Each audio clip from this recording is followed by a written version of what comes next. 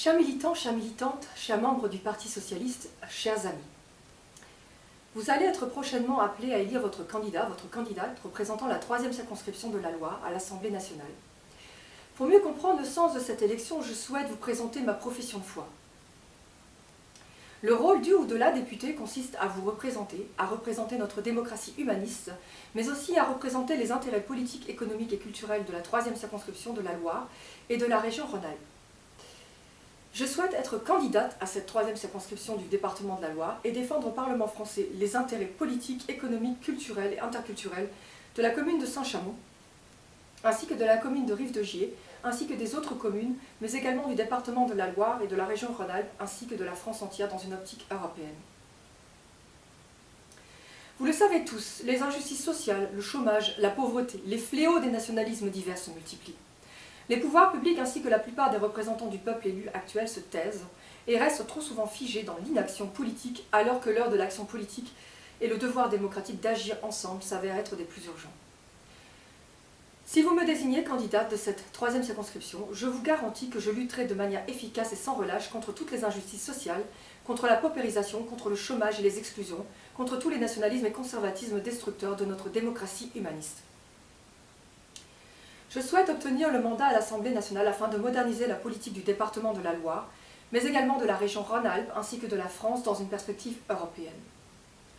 Le Parlement et la France en général ont besoin en toute urgence d'un rajeunissement politique et d'une modernisation parlementaire afin de réaliser efficacement les réformes politiques, économiques, culturelles actuelles.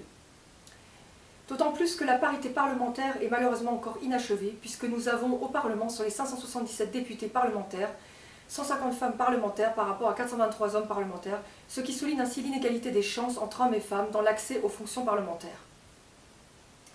Et puis, force est de constater qu'il y a également un déséquilibre générationnel dans l'occupation des fonctions parlementaires. Je considère que le Parlement actuel ne s'investit pas assez pour les nouvelles générations politiques qui souhaitent donc se présenter aux élections. Ainsi, le nombre de mandataires hommes-femmes au Parlement entre 20 et 40 ans s'avère être encore très déficitaire à l'Assemblée nationale. C'est malheureusement donc toute une génération qui semble exclue de certains postes politiques. Cette politique injuste et discriminatoire dans l'accès aux mandats parlementaires et aux fonctions politiques montre à quel point la France s'est bel et bien enracinée dans un excès d'élitisme exagéré. Selon moi, tous les citoyens et citoyennes doivent pouvoir avoir accès aux mandats à l'Assemblée nationale, du franc-maçon au plombier, des agriculteurs et agricultrices aux salariés du secteur tertiaire, de l'informaticienne aux étudiants, jusqu'aux diplômés universitaires et énarques. La classe moyenne, les couches sociales défavorisées, bref, le peuple entier, doivent être le reflet politique de la France au Parlement. Or, que constatons? À l'heure actuelle, les détenteurs des mandats du Parlement restent bel et bien réservés en grande majorité aux énarques et diplômés universitaires exclusivement. Or, la France a bien besoin du renouvellement de ses élites politiques et d'un rajeunissement politique. La France a également besoin en toute urgence d'une modernisation de ses institutions. Il faut ainsi donc changer la donne du personnel politique et donner dès à présent la chance à toutes les générations de pouvoir représenter le peuple français au Parlement. Donc à nous tous de nous mobiliser afin de stopper la reproduction des injustices sociales et de stopper la reproduction de ces inégalités.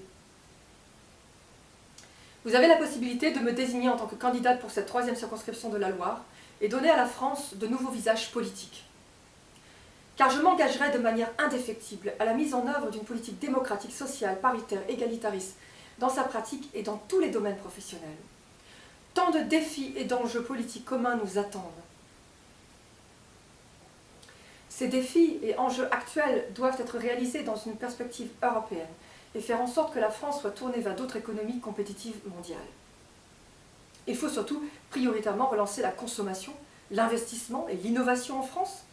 Il faut relancer la croissance économique avec une politique de l'emploi qui soit en adéquation aux défis et aux enjeux actuels européens et mondiaux. C'est la raison pour laquelle je propose une réforme qui me prenne en compte donc un réajustement des salaires. Et nous le savons, les conditions de vie des Françaises et des Français se sont dégradées, car le niveau de vie a certes augmenté depuis des décennies, mais les salaires et les conditions des salariés sont malheureusement restés les mêmes. Il faut stopper ces inégalités salariales qui font plonger donc nos concitoyens et concitoyennes dans une injustice salariale chronique. C'est la raison pour laquelle je souhaite soutenir une nouvelle politique de travail ainsi qu'une nouvelle politique salariale qui soit à la hauteur de nos concitoyens et concitoyennes.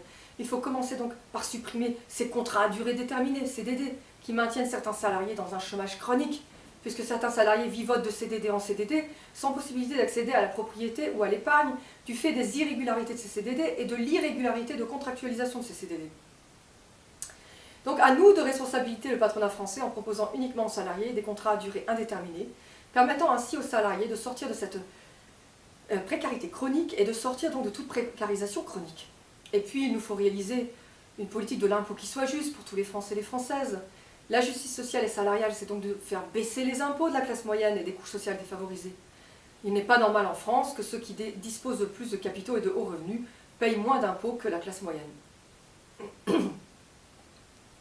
Ainsi, nous devons mettre au point une réforme de la répartition de l'impôt sur le revenu qui soit plus juste et qui ne pénalise pas la classe moyenne et les couches sociales défavorisées. Concernant le taux d'imposition de l'ISF, impôt sur la fortune, il faudra le réajuster et le rééchelonner afin de réaliser une justice d'imposition sociale prenant en compte les intérêts de tous les citoyens et citoyennes de la classe moyenne et des couches sociales défavorisées. L'ISF, cet impôt sur la fortune actuel réformé sous Sarkozy, est une injustice sans commune mesure et constitue un cadeau fiscal aux plus aisés de la République, ainsi qu'une grande majorité de nos concitoyens et concitoyennes sont soumis à des conditions de travail des plus injustes, des plus difficiles, dues à des salaires très injustes car très proches du SMIC.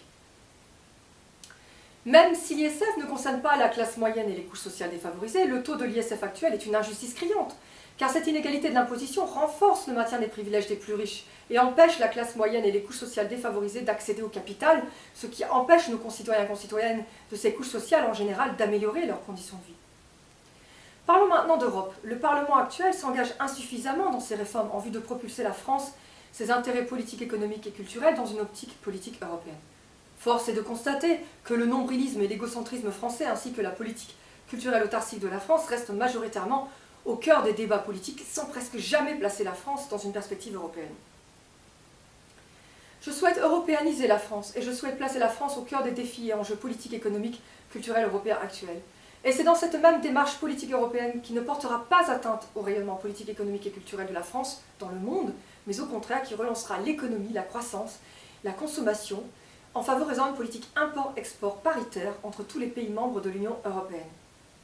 Et je l'affirme avec conviction, l'Europe incarne une chance politique inouïe pour la France. Alors européanisons la 3e circonscription et la région Rhône-Alpes, car l'Europe est un atout politique, économique et culturel pour notre région. Ayons ainsi le courage de construire l'Europe ensemble, promouvons ensemble une identité multiculturelle et interculturelle européenne, consolidons une Union européenne sociale, humaniste, libérale, démocratique, fédérale, multiculturelle et interculturelle.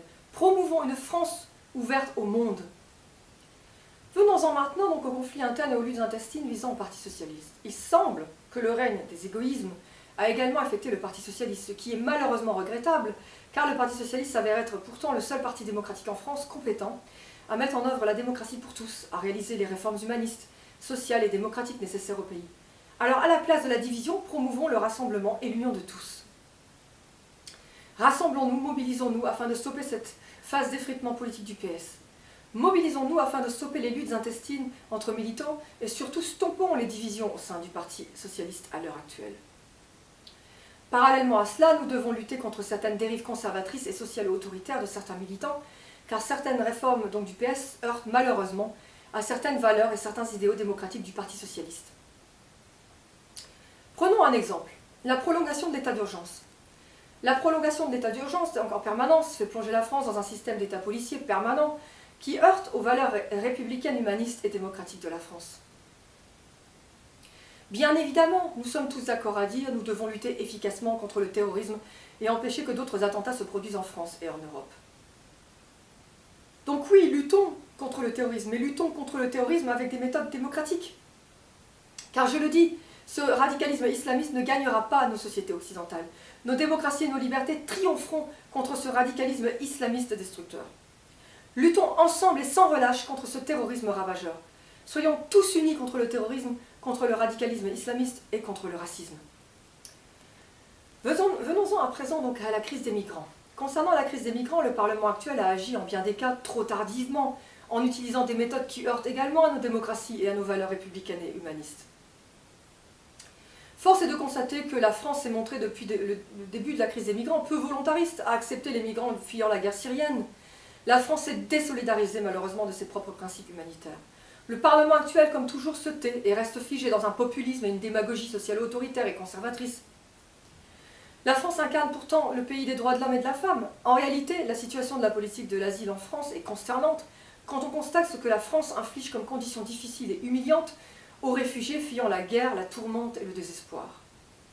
La politique de l'immigration, le statut des réfugiés, tout comme la défense des droits de l'homme et de la femme ont bien été négligés par le Parlement actuel, pour ne pas dire presque ignorés du Parlement. Les partis de droite conservateurs indignes de la République doivent cesser de considérer les réfugiés comme des criminels potentiels susceptibles de porter atteinte à la République française.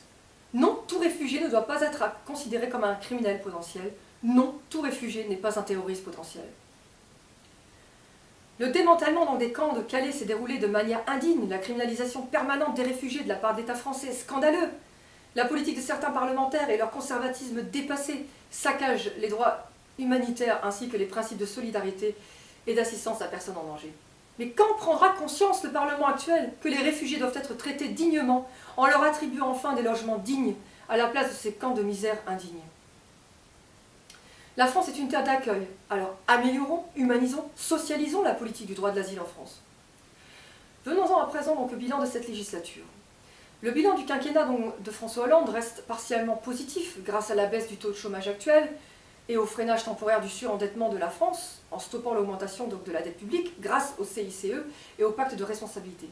Mais tout ceci ne suffira évidemment pas à améliorer la popularité du Parti socialiste si le Parti socialiste reste emprunt à des luttes intestines et à des collisions d'égoïsme. Et si la gauche est divisée, à nous de la réunifier.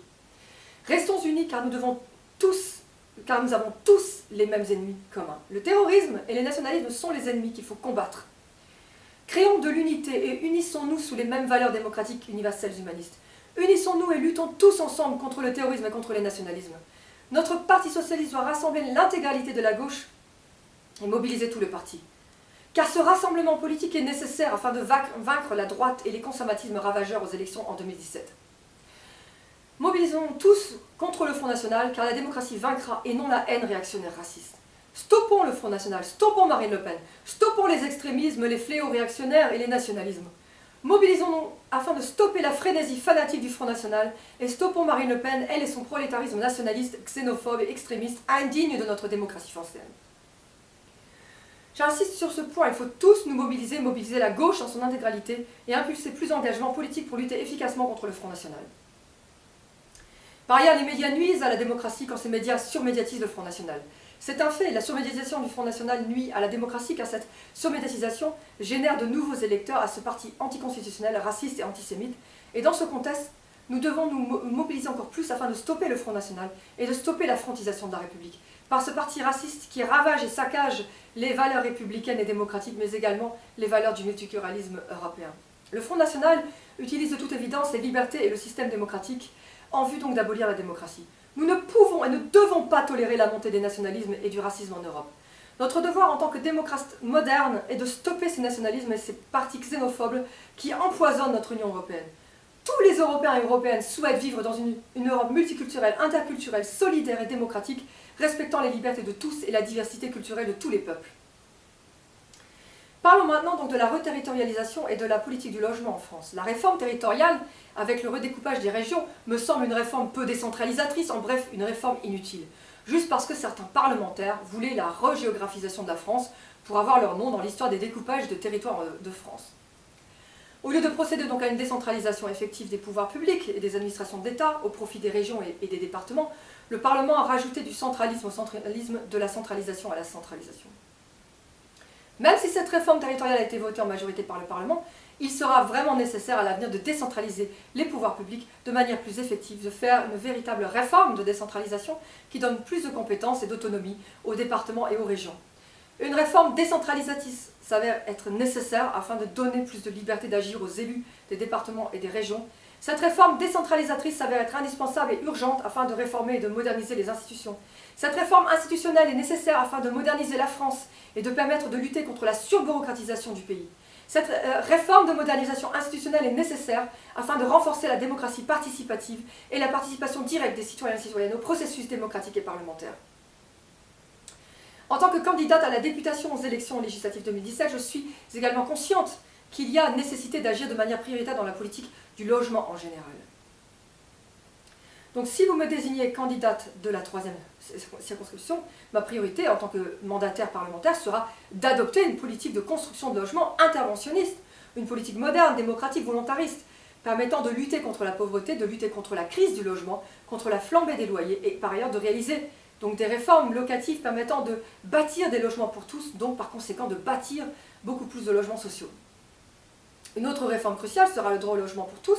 Cette réforme est nécessaire et aura comme but d'ancrer le droit au logement universel dans la Constitution comme un droit fondamental, inaliénable à tout citoyen et toute citoyenne. En conclusion, ces élections législatives doivent servir le peuple entier, la démocratie entière en France, contribuer au bonheur et aux attentes du peuple et non servir la propre gloire individuelle des élus. Étant européenne de conviction, je souhaite vraiment m'engager pour tous les citoyens et citoyennes de la région Rhône-Alpes, mais aussi contribuer au succès économique, politique et culturel de la France, en Europe et dans le monde. Quand je m'engage en politique, je m'engage à 100%, avec une verve passionnelle et pragmatique, mais également avec un engagement politique de qualité, orienté vers les attentes de tous les citoyens et les citoyennes. La 3e circonscription de la Loire, mais également tout le département de la Loire et la France peut compter sur moi car je souhaite, en tant que députée parlementaire, contribuer au rayonnement politique, économique et culturel de la France, en Europe et dans le monde.